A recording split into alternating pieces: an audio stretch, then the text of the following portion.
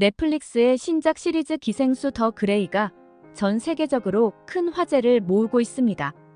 지난 5일에 첫 공개된 이후 미국, 프랑스, 독일, 뉴질랜드, 인도 등 8개국의 넷플릭스 탑10 목록에 이름을 올리며 단 3일 만에 630만 회의 시청과 350만 시간의 시청 시간을 달성했습니다. 이 시리즈는 공개 첫 주부터 1위를 차지하며 대중의 뜨거운 관심을 받고 있습니다. 기생수 더 그레이는 지구에 도착한 기생생물들이 인간을 숙주로 사용하려 하고 이에 맞서 싸우는 전문팀 더 그레이의 이야기를 중심으로 펼쳐집니다. 특히 일부 인간들은 기생생물과 공생하며 새로운 존재가 됩니다.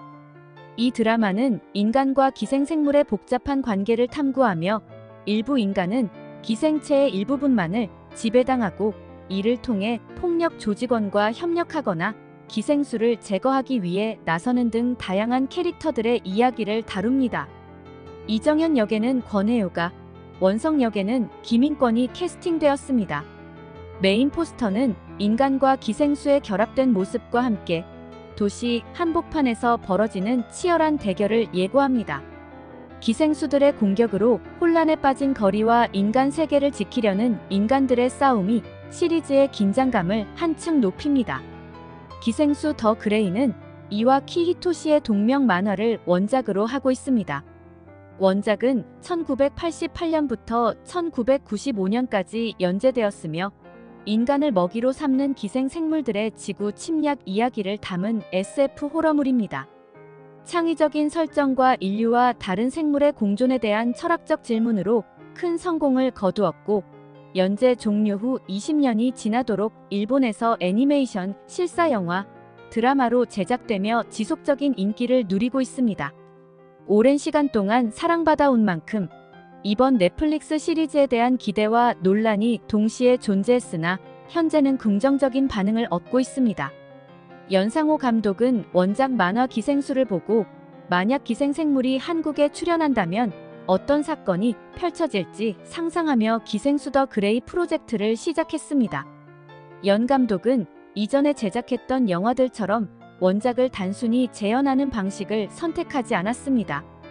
이전 작품들이 모두 독창적인 시나리오를 바탕으로 했듯이 기생수 더 그레이 역시 원작의 세계관을 기반으로 하되 한국적인 배경과 상황으로 재해석하여 새로운 이야기를 창조했습니다. 이로써 이 작품은 완전히 한국적인 색채를 띠게 되었습니다.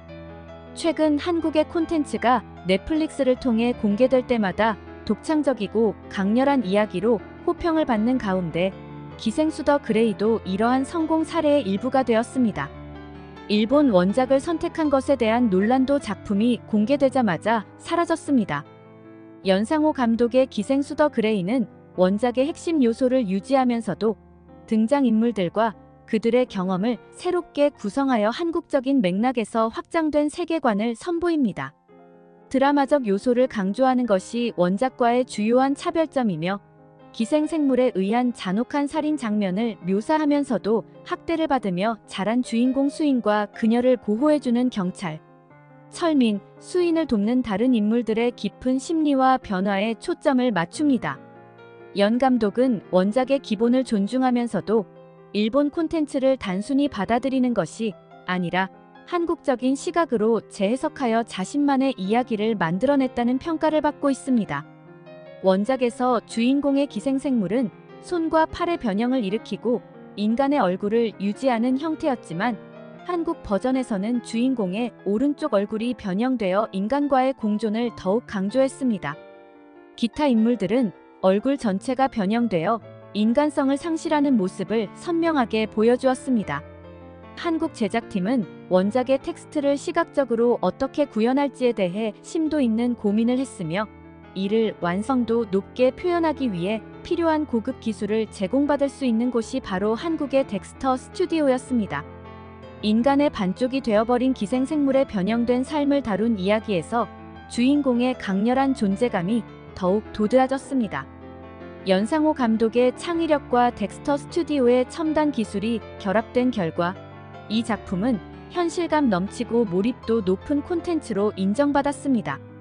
특히 목과 얼굴의 자유로운 운동성과 더불어 상체 동작의 강조가 필수적이었는데, 이를 위해 한국의 전통 놀이인 모 돌리기에서 영감을 받아 기생생물 하이디의 위협적인 비주얼을 완성시켰습니다. 이에 긴 털이 달린 모자를 활용해 독특한 비주얼을 창조했습니다. 이 작품은 할리우드에서도 주목을 받아 판권이 팔렸으나 최종적으로는 제작에 이르지 못했습니다. 할리우드의 고급 기술과 제작비에도 불구하고 원작에 대한 기대를 만족시키는 시나리오를 완성하지 못했기 때문입니다. 그러나 한국 제작팀이 만든 이 작품은 원작을 넘어선 작품으로 평가받으며 큰 성공을 거두었습니다. 전 세계 시청자들 사이에서 이 작품은 열광적인 반응을 이끌어내며 단순한 공포 장르를 넘어서 철학적 깊이와 액션의 감동을 모두 갖춘 작품으로 인정받고 있습니다. 이는 한국에서 제작된 것에 대한 큰 행운으로 원작과 제작팀의 창의적인 결합이 완벽하게 어우러진 결과라 할 수 있습니다. 이 드라마는 기존의 이야기를 단순히 재해석하는 것이 아니라 원본의 세계를 확장하는 방식으로 접근했습니다. 시청자들에게 계속해서 시청하고 싶은 마음을 들게 하는 이 드라마는 공포를 넘어서 다양한 관점을 제공하는 작품입니다. 일본 애니메이션에 비해 훨씬 더 몰입감 있고 흥미진진한 스토리라인을 제공하며 원작에 대한 깊은 존중을 표현하는 최고의 스핀오프 작품으로 평가받고 있습니다. 2019년 넷플릭스를 통해 킹덤이 공개된 이후 저는 한국 공포 장르에 완전히 매료되었습니다. 원작과 다른 스토리라는 사실에 긴장감을 가지고 첫 회를 시청했는데 바로 이 시리즈가 원작보다 월등하다는 것을 느꼈습니다. 이는 진정한 한국 드라마의 걸작입니다. 시작부터 마치 기생충이 살아 움직이는 듯한 오프닝 시퀀스에 빠져들었고 이야기가 펼쳐지는 방식에 깊은 인상을 받았습니다. 배우들의 연기력은 뛰어났고 각 캐릭터들이 생동감 있게 묘사되었습니다. 영화의 촬영 기법과 스토리가 훌륭해서 보는 이로 하여금 다음 시즌을 기다리게 만들었습니다. 이 작품은 일본 만화의 실사판이나 속편이 아닙니다. 한국은 스토리를 풀어가는 방식이 뛰어나기 때문에 원작을 읽거나 애니메이션을 볼 필요가 없습니다. 10년 전 같은 만화를 바탕으로 한 애니메이션을 본 경험이 있는 저로서는 실사화가 어떻게 이루어질지 매우 궁금했습니다. 이 작품은 원작 애니메이션은 물론 원작 만화보다도 훨씬 뛰어납니다. 계속해서 호평을 받고 있죠. 이 드라마는 원작의 명성을 넘어서며 할리우드의 대작들과 경쟁에도 전혀 손색 없는 수준으로 평가받았습니다.